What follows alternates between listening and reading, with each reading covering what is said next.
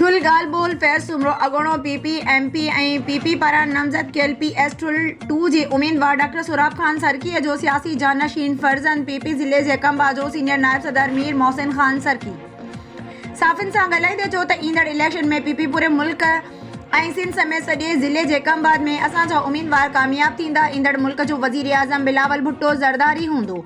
हिन चयो त असां अबन ॾाॾनि खां वठी अवाम जा ख़ादिम थी ख़िदमत करे रहिया आहियूं ऐं पंहिंजे दौर इक़्तिदार में तालके ठुल में बिना के रंग नस्ल फ़र्क़ जे तरक़ियाती कमनि जा ॼार विछाए अवाम जी ख़िदमत कई आहे। हिन चयो त अवाम जी सहूलियतुनि लाइ ठुल में नंढा ऐं वॾा प्रोजेक्ट ॾिना आहिनि। Public park, public school, press club, cricket ground, school जूं बिल्डिंगूं, टफ टाइल जो रोड, गर्ल्स डिग्री कॉलेज ऐं हॉस्टल, कब्रिस्तान खे दीवारूं ॾिनियूं आहिनि।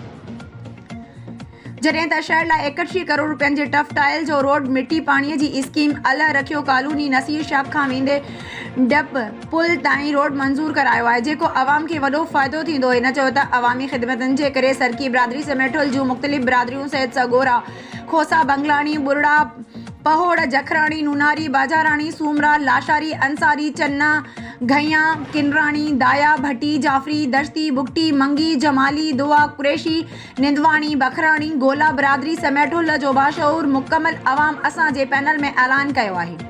हिन चयो त जमीयत जा बि वोट खणंदासूं। जवाब में हिन चयो त असांजो मुख़ालिफ़ अवाम जे ॾुखिये सुखिये ऐं कमनि कारनि में न अचण ऐं लह विचण में न करण सबबि बीडी वारे इलेक्शन में काउंसलरीअ जी सीट हिकु ॻोठाणे मज़दूर खां शिकस्त खाई हाराए वियो हो।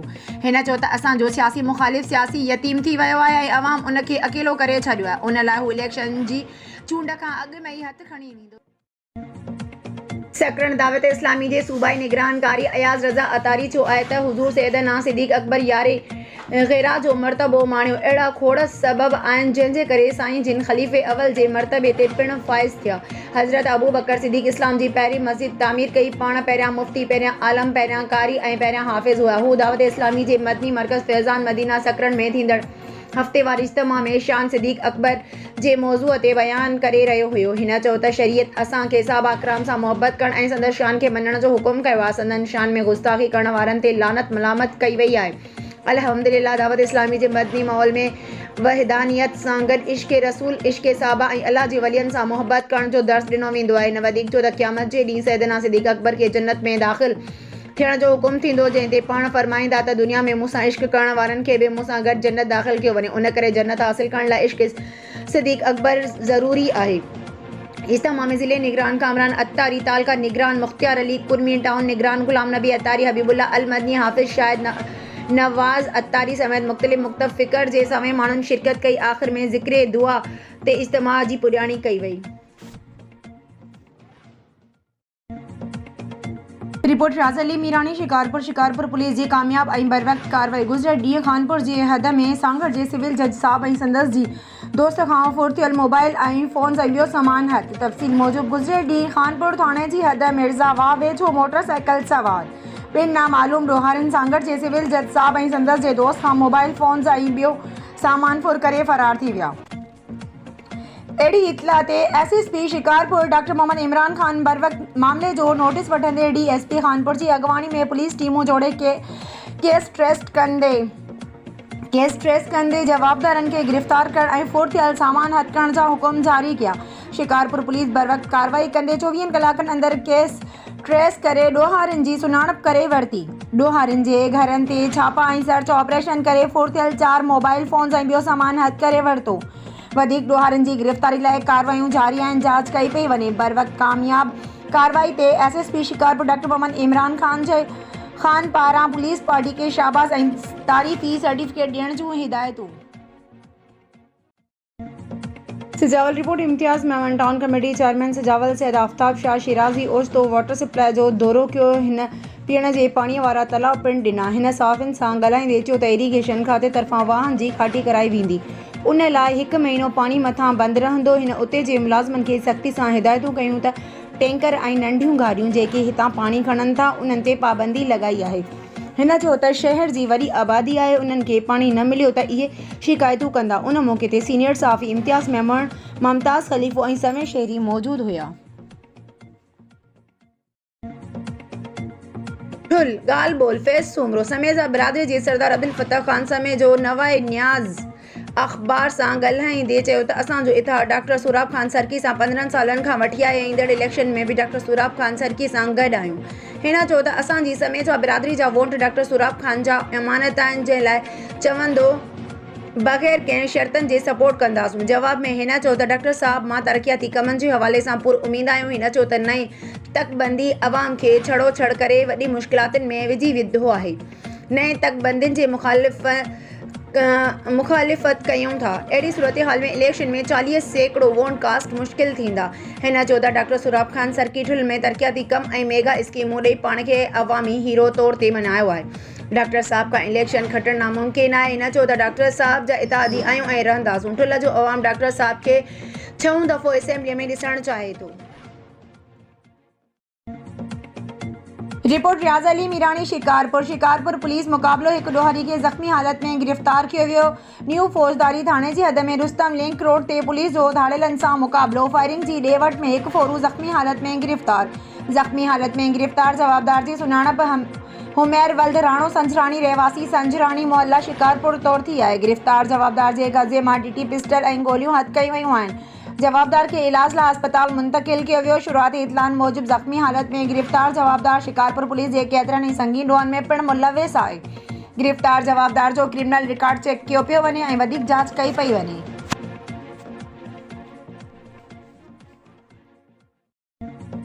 सकरनसिन सेहत वेलफेयर जे चेयरमैन सैयद कुर्बान अली शाह पारां मेहरान सिटीज़न क्लब मोरो में थैलेसीमिया जे ॿारनि लाइ ब्लड डोनेशन कैंप जो एहतमाम कियो वियो, जंहिंजी निगरानी सीनियर साफ़ी अली शेर डेपर मोहम्मद अफज़ल अमीन अतारी असलम अमीन आरई माशूक कोरे जो जिन कई।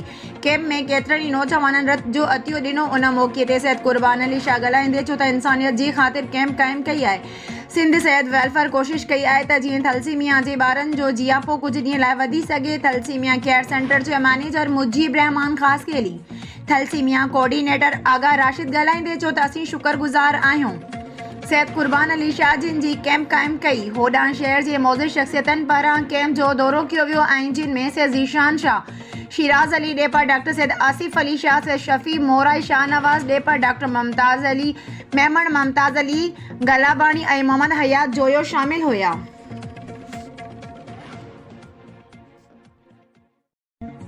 खबरुनि अपडेट सिलसिले खे अॻिते वधाईंदे ख़बर शामिल कयूं पिया मीरपुर ख़ास खां।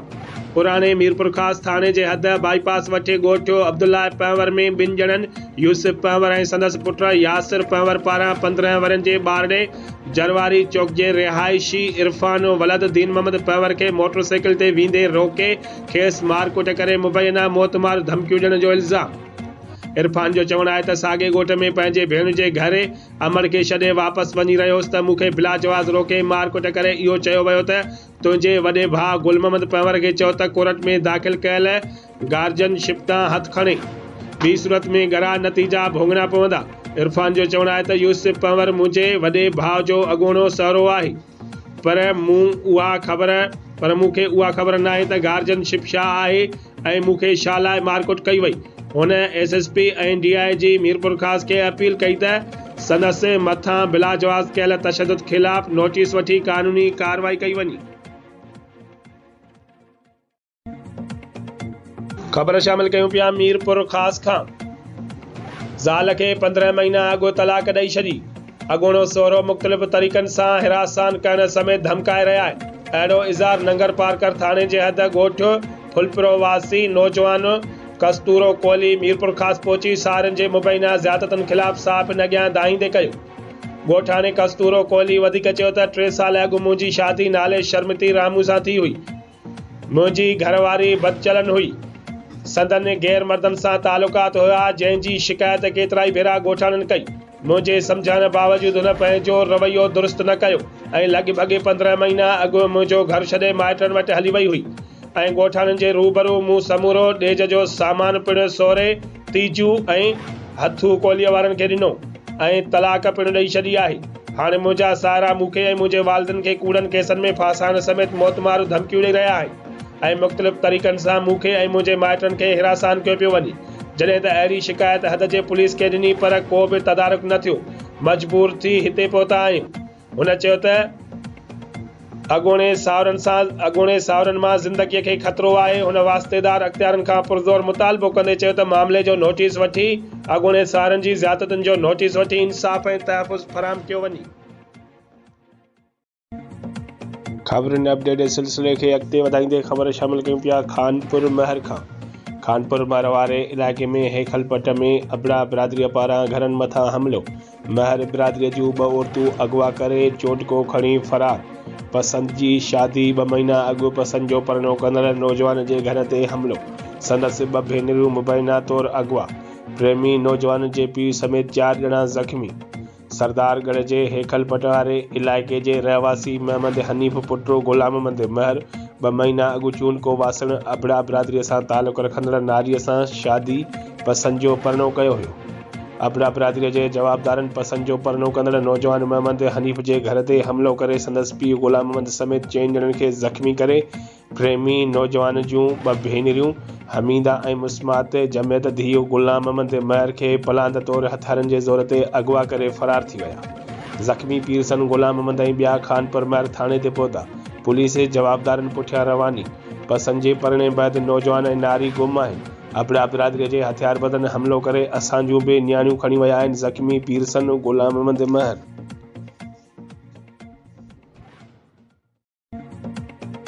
सकरण सिंध में तालीम लाइ जाखोड़ कंदड़ समाजी सुधारक लियाकत मीरानी सकरण जे मुख़्तलिफ़ बाज़ारनि घिटियुनि ऐं मार्केटनि में वञी अवाम दुकानदारनि ऐं ख़रीदारनि खे हथ ॿधी मिनतूं करे अपील कई त हू पंहिंजे ईंदड़ नस्ल जी बका जे लाइ NA 208 ऐं PS 38 ते सैयद ज़ैन शाह खे वोट ॾियनि। जंहिं बाद हिन काज़ी सरफराज़ मेमण चौक ते मेगाफोन ज़रिए गॾु थियल माण्हुनि खे ख़िताब कंदे चयो त जेकॾहिं अव्हां सिंध खे ऐं पाण खे सुखियो सताबो ॾिसणु चाहियो था त ईंदड़ इलेक्शन में सिंध जे हॾ ॾोखी सैयद ज़ैन शाह खे वोट ॾियनि। हिन चयो त गुज़िरियल भेरे चूंडियल नुमाइंदनि सिंध सां जेका वेधनि कई सा कंहिंखां लिकियल न आहे। उहे वॾेरा आहिनि जिन सिंध जा वसीला विकिणी धारियनि जी लोध आणे पंहिंजा बिब भरे सिंध खे ॿिन्हिनि हथनि सां लुटियो आहे। उन करे हींअर मौक़ो आहे अवाम खे पंहिंजी क़िस्मत बदिलाइण जो। लियाकत मीरानी उहो बि चयो त इहे माज़ीअ जा चूंडियल वॾेरा माण्हू बि खणाइनि, पाणी बि बंदि कराइनि ऐं ग़रीब ॿधाइनि। उन्हनि जी सियासत जो मर्कज़ इहे हरकतूं आहिनि। जॾहिं त ॿिए पासे सैयद ज़ैन शाह उहो माण्हू आहे जंहिंजो किरदारु खीर जीअं अछो, चंड जीअं ज़ाहिर ऐं सिज जीअं रोशनीअ जो ॾीओ आहे। हिकु भेरो सैयद ज़ैन शाह खे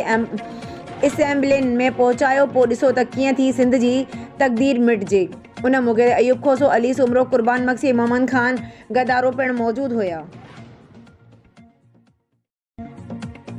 ख़बरुनि अपडेट जे सिलसिले खे अॻिते वधाईंदे ख़बर शामिल कयूं पिया मीरपुर ख़ासि खां। मुड़ुस जी गैर मौजूदगीअ में ॾेर पारां ज़्यादतीअ जो निशानो बणायो वियो। शिकायत ते मुड़ुस तशदुद जो निशानो बणाए घरां बेदख़ल करे छॾियो आहे। अहिड़ो इज़हार तालका थाणे जे हद लिगारी ॻोठ वासण शर्मीती सतू भील पंहिंजी अमड़ सां गॾु मीरपुर ख़ासि पहुची साफ़ इन अॻियां दाईंदे कयो। औरत सतू भील वधीक चयो त गुलाब भील सां शादी थियल आहे, जंहिंमां हिकु पुट जो औलाद आहे। गुज़िरियल राति मुड़ुस घर खां ॿाहिरि वियल हुयो, जंहिंजी गैर मौजूदगीअ में ॾेर खमीसो भील पारां ज़ोरी लॼालट जो निशानो बणायो। मुड़ुस जे अचण बैदि अहिड़ी शिकायत मुड़ुस खे ॾिनी, जंहिं उल्टो मूंखे सख़्तु तशदुद जो निशानो बणाए मासूम पुट समेत घरां बेदख़ल करे छॾियो आहे। जॾहिं त अहिड़ी शिकायत हद जे पुलिस खे ॾिनी, पर पुलिस केस दाख़िल करण खां इनकार करे छॾियो। किथे शिकायत करण जी सूरत में मुड़ुस ऐं ॾेर पारां क़तल करण, माइटनि मथां कूड़ा केस दाख़िल करण समेत मौतमार धमकियूं ॾेई रहिया आहिनि, जंहिं करे सख़्तु ख़ौफ़ ऐं हिरास में मुब्तला आहियां।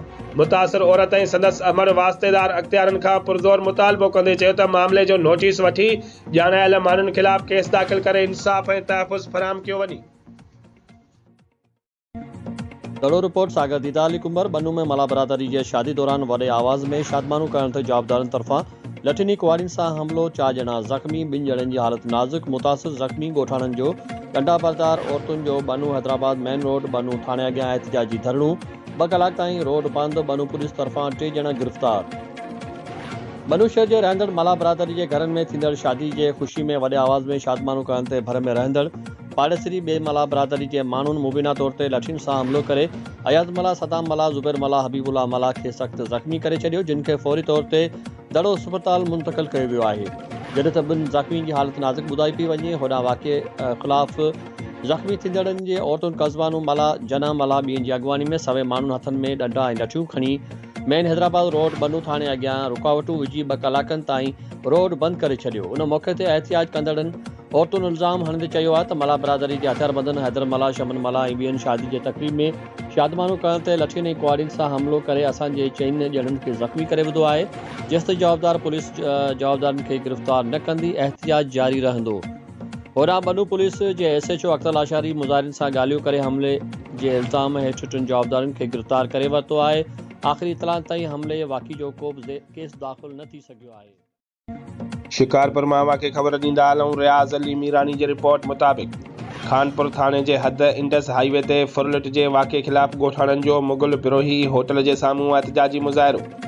उन मौक़े ते एहतिजाज कंदड़ ॻोठो ख़ैर मोहम्मद संजरानी जे ॻोठाणनि याकूब संजरानी, ख़ादिम हुसैन संजरानी, हिदायतुल्लाह संजरानी, मंठार संजरानी साहिब अॻियां दाहींदे इल्ज़ाम हणंदे चयो त असांजा नौजवान शिकारपुर खां मोटरसाइकिल ते ॻोठ अची रहिया हुआ त इंडस हाईवे ते सरवर कोट भरिसां नामालूम हथियारबंदनि असांजे 2 नौजवाननि ख़ैर मोहम्मद संजरानी ऐं संदसि भाउ ख़ादिम हुसैन संजरानीअ खे हथियारनि जे ज़ोर ते यरगुमाल बणाए 15,000 रोक रक़म, 70,000 जी मालियत जा 3 अदद मोबाइल फ़ोन्स, सर्विस कार्ड, शनाख़्ती कार्ड ऐं ॿियो क़ीमती सामान फुर करे फायरिंग कंदा फ़रार थी विया।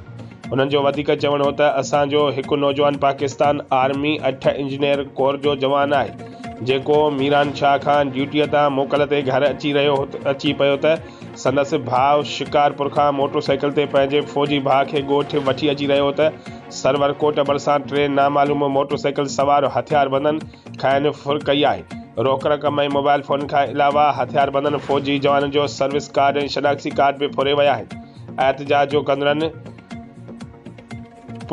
IG पुलिस खां मुतालबो कयो त फुर थियल रोक रक़म, मोबाइल फ़ोनियूं ऐं ॿियो क़ीमती सामान वापसि कराए मुलविस जवाबदारनि खे गिरफ़्तार कराए अमन अमान बहितर बणायो वञे।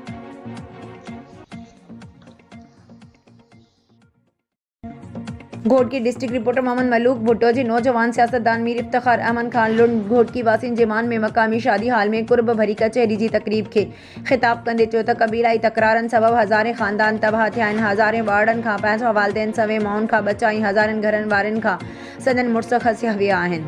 घोटकी ज़िले में क़बीलाई तकरारनि खे ख़तमु करण ऐं चूंडियल नुमाइंदनि तोड़े रियासत को बि क़दम नाहे खंयो।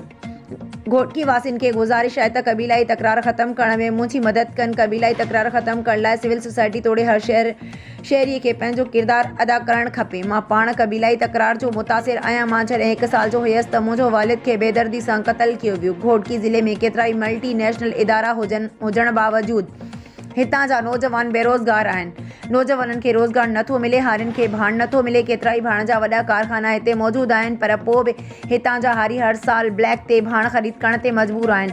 भाण जी शॉर्ट थियण जी ज़िम्मेवार हितां जी इंतिज़ामिया आहे। घोटकी जे PS 21 जी आज़ाद उम्मीदवार मीर इफ्तिखार अहमद लुंड चयो त अॼु जी तक़रीब का सियासी तक़रीब न आहे। अॼु जी तक़रीब जो मक़सदु हितां जा माण्हुनि सां आज़दाना माहौल में कचहरी करणु आहे। मुंहिंजा मुख़ालिफ़ कंहिं ग़लतफ़हमी में न रहनि त मां PS 21 ते फार्म जमा कराइण बैदि हितां हथु खणी वेंदसि। मां कॾहिं बि घोटकीअ जे PS 21 तां हथु न खणंदुसि। मां इलेक्शन जे आख़िरी वक़्त ताईं मुक़ाबिलो कंदमि। मीर इफ्तिखार अहमद खान लुंड पारां घोटकी वासियुनि जे मान में मंझंदि वारी तक़रीब में सियासी समाजी साफ़िन वकीलनि बिरादरी समेत मुख़्तलिफ़ बिरादरियुनि जे सवे माण्हुनि शिरकत कई।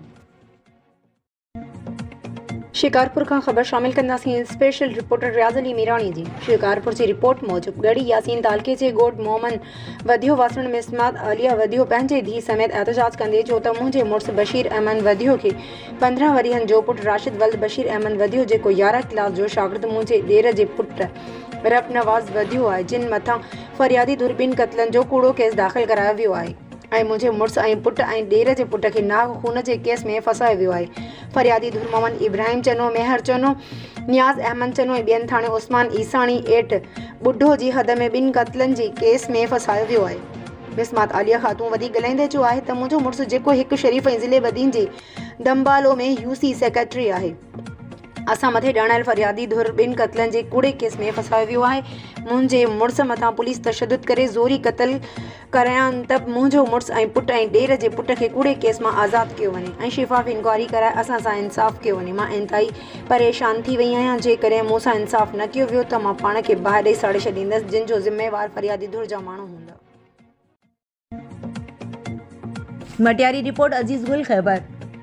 हाला जे रिहायशी इमरान अब्बासी संदस मजदूर सलीम मंगरियो भेटशाह पहुंची human rights protection and social justice जे मरकज़ी चेयरमैन राणा गुलाम नबी राजपूत सां गॾु हाला पुलिस जी ज़्यादतियुनि ख़िलाफ़ एहतजाज कंदे चयो आहे त एसएचओ हाला बिला जवाज़ तंग करे रहियो आहे। इन्हनि चयो त कुझु अरसो अॻु में हाला में बाहि लॻण करे मुंहिंजी कार सड़ी वई ऐं सियासी समाजी अॻवान जानिब कीरियो जूं बिठल गाॾियूं बि सड़ी वयूं हुयूं। ख़बर न आहे त बाहि कीअं लॻी जंहिंमें असांजी बिठल कार बि सड़ी वई हुई, मगर एसएचओ हाला अलाह ॾिनो पवर मुंहिंजी मज़दूर सलीम खे गिरफ़्तार करे तशद्दुद करे चयो त तूं शायदि ई पंहिंजे मालिक इमरान अब्बासी ते ॾे त बाहि उन ॾियारी आहे ऐं हाला में थींदड़ सभिनी ॾोहनि जो केस बि इमरान ते दाख़िल कयो वेंदो। जानिब कीरियो जे चवण ते एसएचओ हाला बिला जवाज़ मूंखे हिरासा करे परेशान करे रहियो आहे। मुंहिंजो कंहिं बि ग़लति कम सां वास्तो न आहे। ह्यूमन राइट्स जे चेयरमैन राणा गुलाम नबी जो चवणु हो त हाला पुलिस पारां इमरान अब्बासी सां नाइंसाफ़ीअ जी मज़हमत करियूं थिया।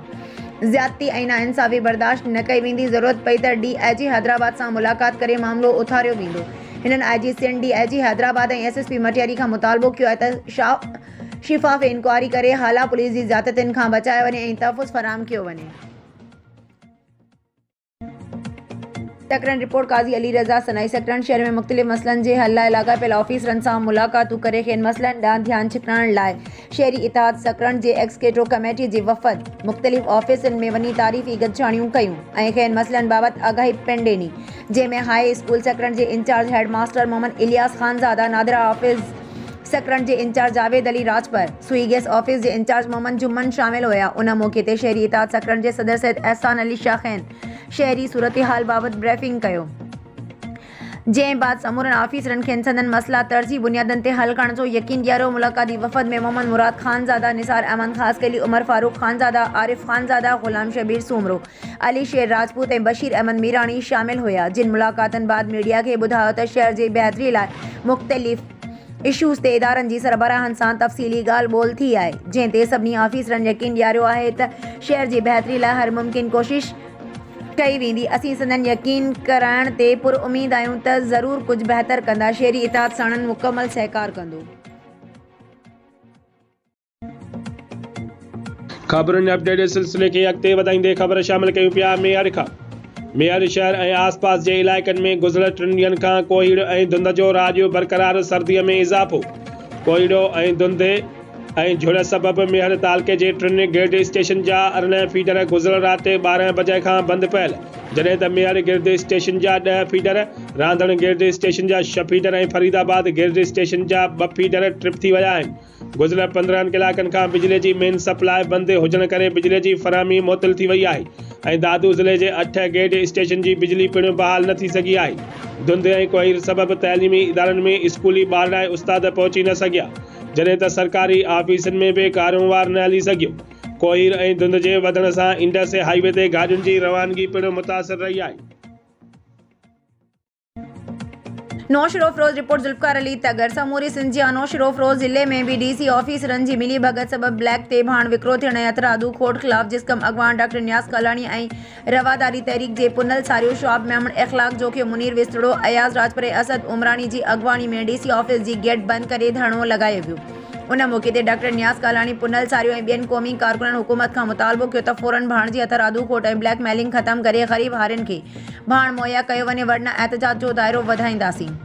उन मौक़े ते AC नौशरो फ़रोज़ धरणे वारे हंधि पहुतो, पर हिन धरणो ख़तमु करण खां नियाज़ कालाणीअ साफ़ इनकार कयो। हिन चयो त असांखे लिखत में ॾियो, जेकी गुदाम ते कलर ब्लैक ते विकिणनि था उन्हनि ख़िलाफ़ क़दम खणी हारियुनि खे कलर ॾिनो वञे, छो त कणिक जी फसल खे सख़्तु ज़रूरत आहे। जेकॾहिं टाइम ते फसल खे कलर न मिलियो त फसल सही पैदावार न ॾींदो।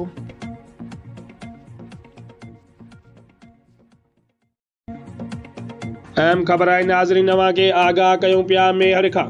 मेयर भरिसां A सेक्शन थाणे जे हद ॻोठियो लुंघियो तुनियो लारे वटे नामालूम हथियारबंदनि प्राइमरी उस्ताद हाफ़िज़ वज़ीर अहमद लाशारीअ खे हथियारनि जे ज़ोर ते यरगुमाल बणाए 4.5 लख रुपया रोक रक़म फुर करे विया। हथियारबंदनि मज़ामत ते पिस्टल जा बटियाणी प्राइमरी उस्ताद खे ज़ख़्मी करे छॾियो। फुर वारे वाक़े जे इतला बैदि इलाइक़े वासी मेयर जे A सेक्शन थाणे अॻियां पहुची एहतिजाज कयो। उन मौके ते प्राइमरी उस्ताद Hafiz Wazir Ahmed Lashari national press club mayor जे साहब नगिया दाहींदे चयो त मां सुबुह जो सेलर तां सारनि जा पैसा 4.5 लख रुपया वठी पंहिंजे ॻोठ अब्दुल समद स्कूल ते ड्यूटी लाइ वञी रहियो हुउसि त टिनि मोटरसाइकिल सवार हथियारबंदनि रोके हथियारनि जे ज़ोर ते यरगुमाल बणाए मूंखां रोक पैसा फुर करे मज़ामत ते पिस्तल जा बट हणी ज़ख़्मी करे फ़रार थी विया। हुन चयो त SSP दादू वधंदड़ बदअमनीअ जो नोटिस वठी फुर थियल पैसा वापस कराए ऐं जवाबदारनि खिलाफ़ कार्रवाई करे मूंसां इंसाफ़ कयो वञे। घोटकी मां खे ख़बर ॾींदा हलूं। डिस्ट्रिक्ट रिपोर्टर मोहम्मद मलूक भुट्टो जी रिपोर्ट मुताबिक़ घोटकी चन्ना मौला रहम वाली में मोहम्मद हयात चन्ना ऐं अब्दुल सत्तार चन्ना जे खाते वारे प्लाट सर्वे नंबर 244/6 जे 6 घंटनि मथां लैंड ग्रेबर माफ़िया जो मुबैना हथियारनि जे ज़ोर ते कब्ज़ो। खाते मालिकनि खे लैंड ग्रेबर घरनि में हथियारनि जे ज़ोर ते हफ्से बीजा में रखी सिरूं लहराए प्लाट ॿाहिरां चौधीवारी कढी कब्ज़ो करे छॾियो आहे। प्लाट मालिकनि पारां लैंड ग्रेबर माफ़िया अली नवाज़ चन्ना, मलूक चन्ना, मौला बख्शो, रमज़ान चन्ना, अब्दुल सत्तार चन्ना पारां खाते वारे प्लाट जे कब्ज़े ऐं प्लाट मालिकनि खे हथियारनि जे ज़ोर ते घर में हफ्से बेजा रखण जे ॾोह तहत ए सेक्शन थाणे घोटकीअ ते NC दाख़िल। संदसि गिरफ़्तारी अमल में न अची सघी। प्लाट मालिकनि पारां जवाबदारनि जी गिरफ़्तारीअ लाइ मीडिया ते सख़्त एहतजाज। संदन आला अख़्तियारनि खां केस दाख़िल करे कार्रवाई करण जो मुतालबो कयो वियो। ठुल रिपोर्ट फेस उमरोठुल जे B सेक्शन थाणे जे SHO जी नाअहली ऐं गश्त करण बजाए क्वार्टरनि ताईं महदूद थियण इलाइक़े में ॾोह वधण लॻा। हर गुज़िरियल राति ॻोठ हाफ़िज़ जलील बाजाराणी भरिसां नामालूम चोरनि जमात इस्लामी जे सूबाई अॻवान अब्दुल हफ़ीज़ बाजाराणी जे घर खे खाट हणी हिकु भलोड़ मींहुं गाए फ़रार थी विया। पुलिस जी नाअहली ऐं ड्यूटी में गिफ़लत करण सबबि B सेक्शन थाणे जी हद मां धाड़ा ऐं चोरियूं रोज़ जो मामूल बणियल आहिनि। पुलिस अमन अमान कराइण में मुकमल नाकाम बणिजी वई आहे। इलाइक़ेवासी गैर महफ़ूज़ थियण सबबि पंहिंजी जान ऐं माल जी हिफ़ाज़त करण लाइ सॼी राति निंड फिटाए पंहिंजो तहफ़ुज़ करण लॻा आहिनि। अब्दुल हफ़ीज़ बाजाराणी, इमदादुल्ला बाजाराणी ऐं ॻोठाणनि SSP जे कमबाद खां मुतालबो कयो आहे त चोरी कयल मींहुं वापसि कराए चोरनि खे गिरफ़्तार करे नाअहल पुलिस अमलो हटाए संदन जाइ ते बहादुर ऐं ईमानदार ऑफिसर मुक़ररु करे असां ॻोठाणनि खे ॾोहारियुनि खां तहफ़ुज़ ॾियारियो वञे। झरक रिपोर्ट लखा ॾिनो। झरकाई पाकिस्तान पीपल्स पार्टी ज़िले ठठे जे सदर सादिक मेमण पारां UC झरक ऐं UC टंडो हाफ़िज़ शाह ऐं ताज़ियतुनि कयूं वयूं। उन मौक़े ते वॾेरो मुनव्वर हेलायो रेस, मोहम्मद सलीम गंदरो, डॉक्टर अब्दुल सत्तार दिल, वॾेरो अल्लाह ॾिनो बब्बर, ग़ुलाम नबी बब्बर, सदर PP UC Jhirk Akram Memon, vice chairman UC Tando Hafiz Shah Mohammad उर्स बब्बर, दारोगो माशूक बब्बर, अकबर मेमण, अली हसन ख़ासकेली, हैदर भट्टी, ज़ुबैर मला ऐं ॿिया पिणु गॾु हुया। झरक में मोहम्मद अली सोलंकी जी ओचिते हादसाती वफ़ात ते संदसि वारसनि सां ॾुख जो इज़हार कयो ऐं ताज़ियत कई। जंहिंखां पोइ ग़ुलाम फारूक पठाण जे भाउ शाहनवाज़ पठाण जे लाॾाणे ते संदसि वारसनि सां ताज़ियत कई। जंहिंखां पोइ ॻोठ राजो निज़ामाणी में वॾेरो जुम्मा तुर्क जे लाॾाणे ते संदसि वारसनि सां ताज़ियत कई ऐं अल्ताफ़ अहमद तुर्क सां संदसि नियाणीअ जी फ़ौतगीअ ते ताज़ियत कई। जॾहिं त मेंबर ज़िले काउंसिल वॾेरो दीन मोहम्मद दिल सां संदसि नुंहुं जे लाॾाणे ते ताज़ियत कई। मीरपुर ख़ासि ब्यूरो चीफ सुमार समेजो जे इलाक़ी अख्तर कॉलोनी महमूदाबाद जी रहवासण बेवा 3 ॿारड़नि जी माउ जमुना पंहिंजे वालिद गुलाब गवारियो सां गॾु ऐवान सां वत पहुची इल्ज़ाम हयो त हिन जी शादी अहमद ख़ान मरीज़ सां गॾु शहदादपुर रोड ते नैनियूं सां 15 साल अॻु शादी थी, जंहिं मां 2 पुटनि जो औलाद आहे। हिन ॿुधायो त हिन जो मुड़ुसु नैनियूं बीमारी सबबि गुज़ारे वियो, जंहिं बाद मुंहिंजे सहुरे नारायण ॾेर सोमो ऐं सुकरियो मूंखे मुंहिंजे मुड़ुस जी वफ़ात खां पोइ नशो ॾेई मूंखे कार क्यारी में मोकिलियो, जिते मुंहिंजी ज़बरदस्ती 17 सालनि जे हेमेरो सां ज़बरदस्ती परणायो। जिते मूंखे ख़बर पई त मुंहिंजे सहुरे ऐं जेठनि 5 लख में मूंखे खपायो। हिन ॿुधायो त हू हुते ज़बरदस्त क़ैद हुई। पंहिंजे वालिद भाइरनि खे फ़ोन ते सॼी हक़ीक़त ॿुधाई, जंहिं बाद पंहिंजे वालिद भाइरनि पुलिस खे दरख़्वास्तूं ॾिनियूं, जंहिं बाद मुंहिंजे ॾेर मूंखे बाहिफ़ाज़त मूंखे पंहिंजे पीउ जे घर पहुचायो। हिन ॿुधायो त हाणे मूंखे मुंहिंजो सहुरो ऐं ॿिया धमकियूं ॾियनि पिया। हिन ॿुधायो त मुंहिंजी ॿधी ते शादी थी आहे, जंहिंमें असां 2 भेणनि खे ॾिनो वियो। बदिले में हिकिड़ी छोकिरी मुंहिंजे भाउ खे सहुरे वारनि ॾिनी। हाणे असांखे असां वारी भाड़े जे ज़रिए सहुरो ऐं ॾेठ पुलिस केसनि में फासण जूं धमकियूं ॾियनि पिया। मुतासिर औरत सिंध हुकूमत IG सिंध SSP सां गॾु SSP मीरपुर ख़ासि खां पंहिंजे वालिद घर वारनि जे तहफ़ुज़ जो मुतालबो कयो आहे। पीरूमल रिपोर्ट अता मोहम्मद खान पठान खिपरो में नान जी बठे ते कुरान ख़वानी साफ़ी दोस्तन की शिरकत खिपरो में नान जे बठे साफ़ी अता मोहम्मद खान पठान जे नंढे भाउ रज़ा मोहम्मद खान पठान खिपरो में पहिरियों चक्कर सादो नान खीर वारो नान रोगनी नान कलचू नान डबल नान सिंगल चपाती ऐं डबल चपाती वग़ैरह वग़ैरह माशाअल्लाह कराची नान शॉप जे दुकान ते हर क़िस्म जा नान तव्हांखे मिली सघंदा खिपरो जे शहरनि लाइ ऑफर जारी कयो वियो आहे हेठि ॾिनल नंबरनि ते राब्तो करे सघंदा 0306 5688 983 0344 036 0008 सकरन गुड सिंगर फाउंडेशन पारां PPAF यूरोपी यूनियन ऐं ITC जे सहकार सां माण्हुनि जे रोज़गार जे हवाले सां पंहिंजनि पेरनि ते बीहण लाइ खैन 25 लख खां 3 करोड़ रुपयनि ताईं ग्रांट ॾियण वारी प्रोग्राम बाबति HM ख्वाजा ऑडिटोरियम हॉल में अगही सेमिनार मुनक़द कयो वियो जंहिंमें कमिश्नर शहीद बेनज़ीराबाद से सज्जाद हैदर मेहमान ख़ासि तौर शिरकत कई जंहिंखे गोड सिंगार फाउंडेशन जी कारकर्दगी खे साराईंदे खेनि उहा सलाह ॾिनी त हू मौजूदा ज़रूरत जे हिसाब सां लोड शेडिंग खे नज़र में रखंदे सोलर सिस्टम लॻाइण में बि मदद कनि उन मौक़े ते मुख़्तलिफ़ बैंकर्स भी शिरकत कई जिन पिणु कर्ज़ ॾियण बाबति मुख़्तलिफ़ तरीक़नि ते तफ़सीली ॻाल्हायो सेमिनार में गोड सिंगार फाउंडेशन जे यासीन ख़ासकिली जावेद अली शाह ऐं ॿियनि सेमिनार बाबति आगाही ॾींदे ॿुधायो त असांजो असल मक़सदु आम माण्हू ख़ासि करे ज़राअत जे हवाले सां जिन में बसर टमाटा कम आहिनि केलो ऐं माल लाइ ग्रांट ॾेई खेनि पंहिंजे पेरनि ते बिहारजे त जीअं हू कंहिंजे आॾो हथु टंगण बजाए इज़त सां पंहिंजो रोज़गार कनि हिननि उहो बि ॿुधायो त अल्हम्दुलिल्लाह केतिरनि ई मर्दनि ऐं औरतुनि असां पारां ॾिनल ग्रांट ते कारोबार करे उन मां कई वसीला पैदा कया आहिनि जिन में वटनि पिणु केतिरा ई मुलाज़िम रखियल आहिनि जिन जे रोज़गार जो ज़रियो पिणु खुलियो उन मौक़े ते गोड सिंगार फाउंडेशन पारां खेनि मिलियल ग्रांट मां हासिल थींदड़ फ़ाइदनि ते ॻाल्हायो आख़िर में वली मोहम्मद आयल समूरनि महिमाननि जो शिरकत करण ते शुक्रियो अदा कयो ऐं प्रोग्राम बाबति पिणु तफ़सीली आगाही ॾिनी शिकारपुर मां खे ख़बर ॾींदा हलूं रियाज़ अली मीरानी जी रिपोर्ट मुताबिक़ शिकारपुर पुलिस जी कामयाब ऐं बर वक़्त कार्रवाई गुज़िरियल राति मदहजी थाने जे हद मां चोरी थियल ट्रैक्टर बर वक़्त हथ कयो वियो SSP शिकारपुर डॉक्टर मोहम्मद इमरान खान जी हिदायतुनि ते अमल दरामद कंदे थाने मदहजी पुलिस जी कामयाब कार्रवाई SHO मदहजी माशूक अली शर स्टाफ समेत गश्त दौरान ॻोठ शाहानी पतन वेझो कामयाब कार्रवाई कई गुज़िरियल राति नामालूम चोरनि ॻोठ जिंदो दिरो जे रहवासी मोहम्मद यूसुफ भुट्टो जी ओताक मां ट्रैक्टर चोरी करे फरार थी विया हुआ अहिड़े इतला ते मदहजी पुलिस बर वक़्त चोरनि जो पीछो कयो चोरनि पुलिस खे ईंदे ॾिसी चोरी थियल ट्रैक्टर छॾे फरार थी विया चोरी थियल ट्रैक्टर पुलिस तहवील में वठी कानूनी कार्रवाई बैदि मालिक हवाले कयो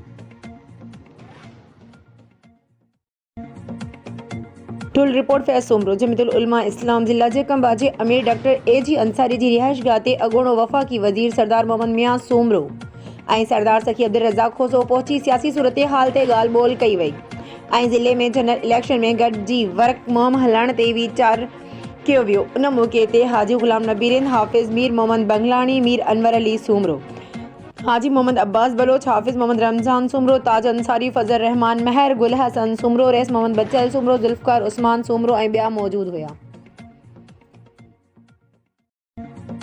मटियारी रिपोर्ट अजीज़ गुल खैबर मटियारी ज़िले में इलेक्शन जो दंगल पीपल्स पार्टी जी उम्मीदवारनि हिक ॿिए जे आम्हूं साम्हूं फार्म भराए छॾिया पुराणनि चेहरनि सां गॾु नवां चेहरा भी मैदान मारण लाइ पुरअज़म ब औरतूं भी मैदान ते लथल सख़्त मुक़ाबले जा इम्कान पूरे मुल्क में आम चूंडुनि जो ऐलान थियण खां पोइ मटियारी ज़िले में चूंडूं चहचटो 3 सीटुनि 2 सूबाई हिक क़ौमी ते सख़्त मुक़ाबला पुराणनि चेहरनि सां गॾु नवां चेहरा भी मैदान में बीहण जे लाइ पुरअज़म आहिनि ऐं नामज़दगी फार्म जी जांच पड़ताल जो सिलसिलो हलंदड़ आहे ऐं मिलियल ॼाण मूजिबि मटियारी ज़िले में हाला सईदाबाद वारे तक PS 56 वारी सीट ते 17 उम्मीदवारनि पारां 26 नामज़द फार्म जमा कराया विया आहिनि मटियारी तालके वारे तक PS 57 वारी सीट ते 82 उम्मीदवारनि पारां फार्म वरिता आहिनि जंहिंमां 24 उम्मीदवारनि पारां 34 फार्म रिटर्निंग ऑफिस में जमा किया विया आहिनि ऐं मटियारी ज़िले में क़ौमी असेंबली तक NA 216 वारनि सीटुनि ते 23 उम्मीदवारनि पारां 42 फार्म जमा कराया विया आहिनि फार्म जमा कराईंदड़नि में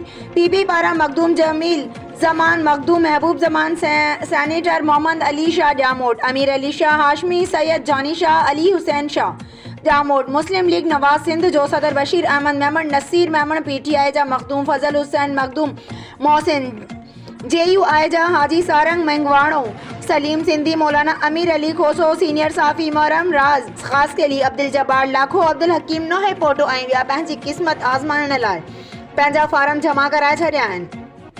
पीपल्स पार्टी मटियार जी उम्मीदवारनि खे कंहिंखे बि पार्टी टिकट नाहे ॾिनी वई। काज़ी अमन रिपोर्ट साहिल लाखो, पाकिस्तान सनी तहरीक सिंध जे सदर मोहम्मद इमरान सरवरदी ऐं जनरल सेक्रेटरी सिंध वहीद रहमान शिर कादरी पारां डिवीज़न शहीद बेनज़ीराबाद जे बाडी जो ऐलान कंदे सदर Maulana Mohammad Arif Tahiri, general secretary doctor Faheem Ahmed Soomro, information secretary Hafiz Azizur रहमान मान्यूटो कादरी समेत ॿिया उहिदेदारनि जे मुक़ररु थियण जो नोटिफिकेशन जारी करे छॾियो। Sujawal report Imtiaz Ali Memon, deputy commissioner Sujawal Abdul Wadid Shaikh polling station main girls primary school जो दौरो कयो। हिन हेड मिस्ट्रेस आपा फरज़ाना मेमन खां स्कूल जा मसला पुछिया ऐं हिन एजुकेशन वर्क्स वारनि खे सख़्ती सां हिदायतूं ॾिनियूं त स्कूल जा रहियल कम जल्द मुकम्मल कया वञनि। उन मौक़े ते doctor Anwar Memon, chief master Naseer Memon, public health Usman Gul Memon, Ashraf शायर, अब्दुल खालिक मला ऐं ॿिया मौजूद हुआ।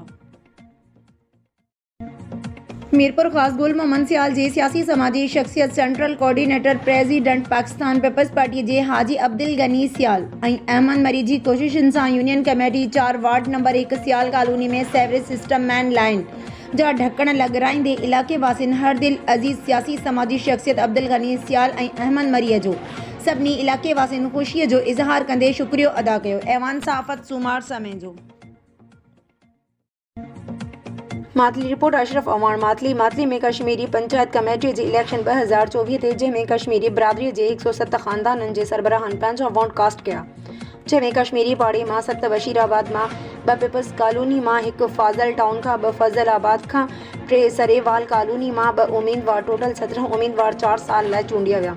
उन मौक़े ते मीडिया सां ॻाल्हाईंदे अली नवाज़ कश्मीरी, राजा सलीम नवाब, अकबर कश्मीरी, सरवर छुट्टो ऐं फराज़ कश्मीरी चयो त असां पंहिंजी बिरादरीअ जा थोराइत आहियूं, जंहिं असां ते एतमाद कयो। असां पंहिंजी बिरादरी समेत पंहिंजे शहर ऐं मुल्क जी तरक़ी ऐं बहितरी लाइ भरपूर कोशिश कंदासीं।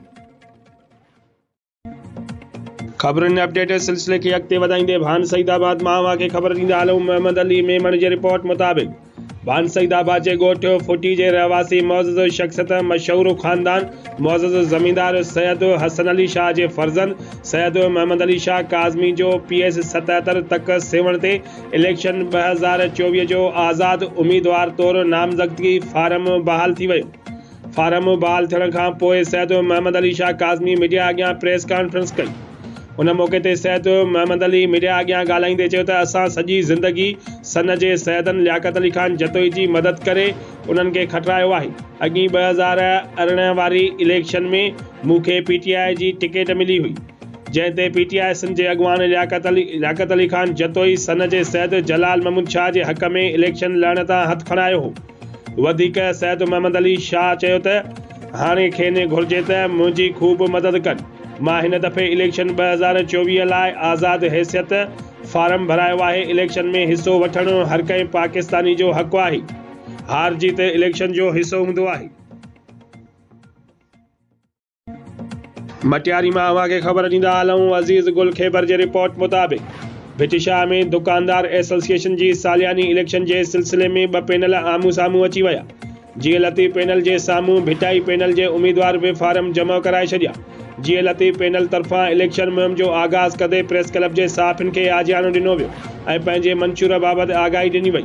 जीअं लतीफ़ पैनल जे उम्मीदवारनि लाला खैर मोहम्मद राहू, मोहम्मद सरवर राजपूत, ज़ुल्फ़कार अली राजपूत, काशिफ राजपूत, दीवानो लयार मिल, ग़ुलाम कादर, मिठू शाही, शान अली मला, इमदाद ख़ासकेली ऐं ॿियनि जो चवणु हो त असां हमेशह दुकानदारनि सां ॾुख सुख में साथ निभायो आहे। इलेक्शन में असांजो पैनल अक्सरत सां कामयाबी मानींदो। दुकानदार असां सां गॾु आहिनि। कामयाब थी चौकीदारी समेत दुकानदारनि जा समूरा जाइज़ बुनियादी मसइला हल कया वेंदा। जीअं लतीफ़ पैनल जे उम्मीदवारनि दावा कंदे चयो त मुख़ालिफ़ भिटाई पैनल जा 2 उम्मीदवार काशिफ शाह ऐं अली भट्टी असांजी हिमायत में दस्तबरदार थी विया आहिनि। मुख़ालिफ़ पैनल ई टुटी वियो आहे। मुख़ालिफ़ पैनल में सदर ऐं जनरल सेक्रेटरी जा उम्मीदवार दुकानदार ई न आहिनि। आरो बणियल टाउन ऑफिसर वांगार वंदे गैर क़ानूनी तौर ते उन्हनि जा फार्म बहाल कया आहिनि। ॿिए पासे भिटाई पैनल तरफ़ां बाइकाट जो ऐलान कयो वियो आहे, जंहिं करे जीअं लतीफ़ पैनल जी बिना मुक़ाबले कामयाब थियण जा इम्कान बि वधी विया आहिनि। ठारूशाह पुलिस पारां मुख़्तलिफ़ केसनि में घुर्बल जवाबदारनि ऐं मंशियात फ़रोशनि खे गिरफ़्तार करण जी दावा। वॾी मिक़दार में चर्स, शराब, नशावर सोपारियूं ऐं ॿी मंशियात हथ। केस दाख़िल ठारूशाह पुलिस जे SHO वॾा अटल साण करे मुख़्तलिफ़ हंधनि ते कार्रवाइयूं कयूं आहिनि। उन सिलसिले में पुलिस दरबेलो, मञट, कंडराणी, उजण, दिलीप पोटा ऐं ॿियनि हंधनि ते कार्रवाइयूं करे मुख़्तलिफ़ केसनि में घुर्बल जवाबदारनि ऐं मंशियात फ़रोशनि खे गिरफ़्तार करे वॾी मिक़दार में चर्स, शराब, नशावर सोपारियूं ऐं ॿी मंशियात हथ करण जी दावा कई आहे। SHO ठारूशाह गुलाम शबीर दिलवानी मीडिया खे ॿुधायो त असां SSP नौशरो फ़रोज़ जे हुकुम ते मंशियात फ़रोशनि ऐं ॿियनि ॾोहनि में मुलविस जवाबदारनि ख़िलाफ़ क्रैक डाउन शुरू करे छॾियो आहे। पुलिस मुख़्तलिफ़ हंधनि ते कार्रवाइयूं करे 6 जवाबदारनि खे गिरफ़्तार कयो आहे, जिन वटां चर्स, शराब, नशावर सोपारियूं ऐं ॿी मंशियात हथ करे केस दाख़िल करे छॾियो आहे। हिन चयो त पुलिस मंशियात समेत ॿियनि ॾोहनि ते ज़ाब्तो आणण लाइ सरगर्म आहे। ॾोहारियुनि खे कंहिं बि सूरत में बख़्श न कयो वेंदो। रिपोर्टर नसीर अबड़ो। मीरपुर खास ब्यूरो चीफ सूमार समेत मीरपुर खास पाकिस्तान पीपल्स पार्टी सिंध के सदर नियाज अहमद खोड़ो डॉक्टर जुल्फकार अली मलकानी के पीपल्स पार्टी मीरपुर खास जिले जो नायब सदर मुकर्रर करे छॾियो आहे। तर्जमान PP सिंध पार्टी क़यादत जी मंजूरी सां डॉक्टर जुल्फकार अली मलकानी के पीपल्स पार्टी मीरपुर खास जिले जो नायब सदर मुकर्रर कियो वियो आहे। मुर्तजिम उम्मीद आहे त डॉक्टर जुल्फकार अली मलकानी पार्टी के मज़बूत करण लाइ पंहिंजो भरपूर किरदार अदा कंदो। निसार खोड़ो, सदर PP सिंध। मीरपुर खास ब्यूरो चीफ सूमार समेत मीरपुर खास भरिसां मरीज़ खे इलाज लाइ खणी वेंदड़ कार कल्टी थियण सबबि मरीज़ थॾे ते फ़ौत। संदसि पुट समेत 3 ॼणा ज़ख़्मी थी पिया। खिपरो रोड ते पुराणी मीरपुर जे ॻोठ कमाल खान लगारी वासी 50 वरियनि जो मरीज़ खान मोहम्मद लगारी खे मेहरान कार में एमरजेंसी तौर इलाज लाइ खणी वञी रहिया हुआ त तेज़ रफ़्तारी सबबि कार कल्टी थी खॾ में किरण जो वाक़ियो पेश आयो, जंहिं सबबि मरीज़ खान मोहम्मद लगारी थॾे ते फ़ौत थी वियो।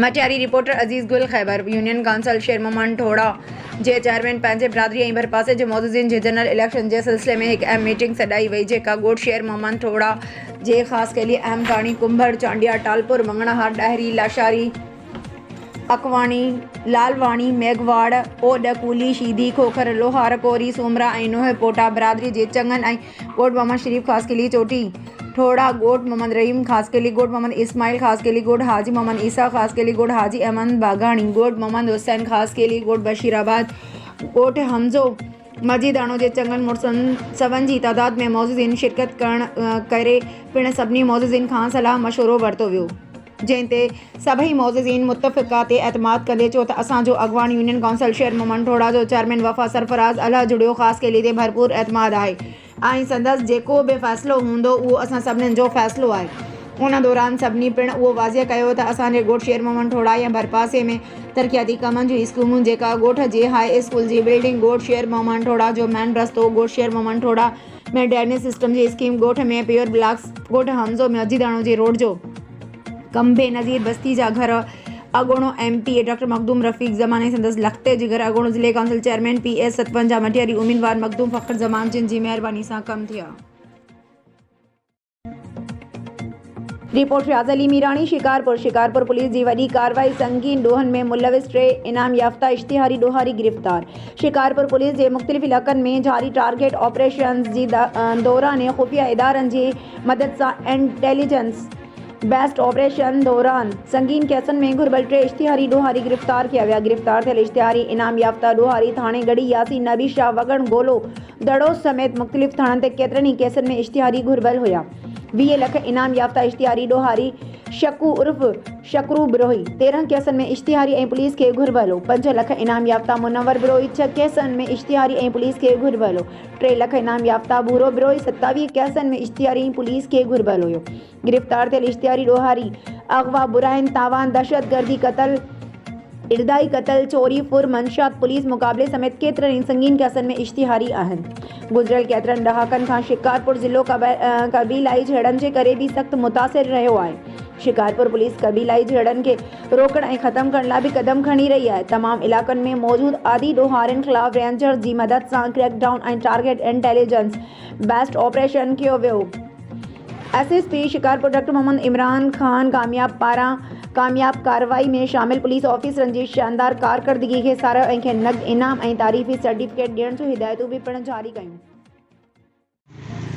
मीरपुर ख़ासि सिमन नाले ते मोरी न हुजण सबबि मर्दनि औरतुनि ऐं ॿारनि खे अचवञ में सख़्त तकलीफ़ुनि खे मुंहुं ॾियणो थो पवे। अहिड़ो इज़हार हड़ताल खे सिंधड़ीअ जे ॻोठ हाजी सावण मरी वासी कमदार मरी एहतजाजी मुज़ाहिरो करण दौरान साफ़िन अॻियां दाहींदे कयो।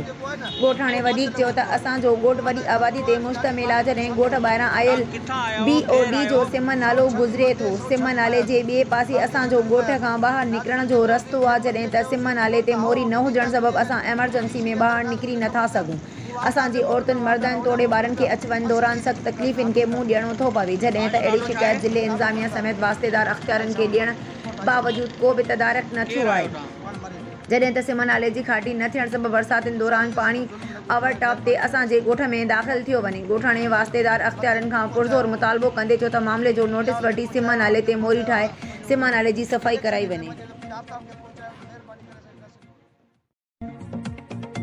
जोही रिपोर्टर अहमद रोदनाणी हक न्यूज़। जोही शहर में हद दख़लनि जो आज़ार वधी वियो। म्यूनिसिपल कमेटी जोही पारां हद दख़लनि ख़िलाफ़ कार्रवाई करण वारा ऐलान सिर्फ़ ऐलान ई रहिजी विया। जोही शहर समेत स्कूल वेंदड़ नियाणियूं बि सख़्त ॾुखियाईनि खे मुंहुं ॾियण लॻियूं आहिनि। जोही इंतिज़ामिया जी मुसलसिल बेध्यानी सबबि शहर में ट्रैफ़िक जाम थियण जो सिलसिलो रोज़ जो मामूल बणिजी चुको आहे। सकरन चौहान बिरादरी जे 3 नौजवाननि खे सकरन पुलिस पारां मुबैना तौर खंबे गुम करण ख़िलाफ़ पाकिस्तान चौहान इतिहाद पारां हाजी कुर्बान अली चौहान, बुढ़ल चौहान, ग़ुलाम मुस्तफ़ा चौहान ऐं ग़ुलाम अली चौहान जी अॻवानी में सकरन प्रेस क्लब वारो एहतजाजी मुज़ाहिरो कयो वियो। जिते हिननि इल्ज़ाम मॾींदे चयो त सकरन पुलिस संदन बिरादरीअ जे 3 नौजवाननि हरीक अकरम अली चौहान, अब्दुल गफ़्फ़ार चौहान ऐं अब्बास अली चौहान खे संदन दुकाननि तां गिरफ़्तार करे खणी वई आहे, जेकी स्क्रब जो कारोबार कंदा आहिनि, जिन खे पुलिस गिरफ़्तार करे मथनि फुर्जी FIR दाख़िल कई आहे। हिननि चयो त सकरन पुलिस सां राब्तो करण बावजूदि पुलिस न त असांखे नौजवाननि सां मुलाक़ात कराई आहे, न को वरी संदन गिरफ़्तारी ज़ाहिर कई आहे। हिननि जंहिं मां असांखे डपु आहे त पुलिस असांजे नौजवाननि खे हाफ़राई न करे छॾे। जेकॾहिं अहिड़ो को क़दम खयों वियो त उन जी ज़िम्मेवारी सकरन थाणे जे SHO ऐं वॾे मुंशी ते हूंदी। उन करे असीं हिन मुज़ाहिरे में उहो ऐलान था करियूं त जेकॾहिं असांजी बेॾोही नौजवाननि खे आज़ादु करे मथनि दाख़िल कूड़ा केस ख़तमु न कया विया त एहतजाज जे दायरे खे वधायो वेंदो। मुज़ाहिरे में पुलिस ख़िलाफ़ नारेबाज़ी पिणु कई वई। मीरपुर ख़ासि ब्यूरो चीफ सूमार समय जो सिंध में गुज़िरियल 2022 जी ॿोॾि दौरान तबाह थियल लॻभॻि 20 लख घरनि जी बहाली वारो मनसूबो अञा ताईं रोलड़ जो शिकार बणियल आहे। महा ॿोॾि 1 साल गुज़रण बावजूदि सिंध में किथे बि घरनि जी तामीराती कमु शुरू न थी सघियो आहे, न वरी कंहिं मुतासिर खे मुआवज़ो मिली सघियो आहे। सिंध हुकूमत पारां ॾठल घरनि जा समूरा अंग अखर गॾु करण लाइ लख रुपया ख़र्च करे उस्तादनि खां अलावा आर्मी जे अमलदारनि ऐं गॾोगॾु NGOs खे उहा ज़िम्मेवारी सौंपण ऐं खेनि ॾठल घरनि जे हवाले सां समूरा तफ़सील ऐं फुटेज वग़ैरह फ़राहम करण बावजूदि अञा ताईं ॿोॾि मुतासिरनि जी का बि वाहड़ न थींदे नज़र न आई आहे ऐं न वरी कंहिं बि इलाइक़े में को रिलीफ मिली सघियो आहे, जंहिं सबबि अक्सर इलाइक़नि में ॿोॾि मुतासिरनि सख़्त सर्दी हूंदे बि आरज़ी ठहियल कचियुनि झूंपड़ियुनि में पंहिंजी ज़िंदगी गुज़ारण ते मजबूर बणियल आहिनि। उन हवाले सां मुतासिरीन अली नवाज़ टंगड़ी, चंदेराम भील, कंबर अली गशकोरी ऐं ॿियनि ॿुधायो त सिंध हुकूमत लखे रुपया ख़र्च करे बरसातियुनि सबबि तबाह थियल घरनि जी सर्वे करण बावजूदि असांखे टके जो बि रिलीफ मिली न सघियो आहे। असां अञा ताईं खुलियल आसमान हेठि वेठा आहियूं। निगरान हुकूमत नोटिस वठी असांखे पका घर ॾियाराए इंसाफ़ कयो वञे।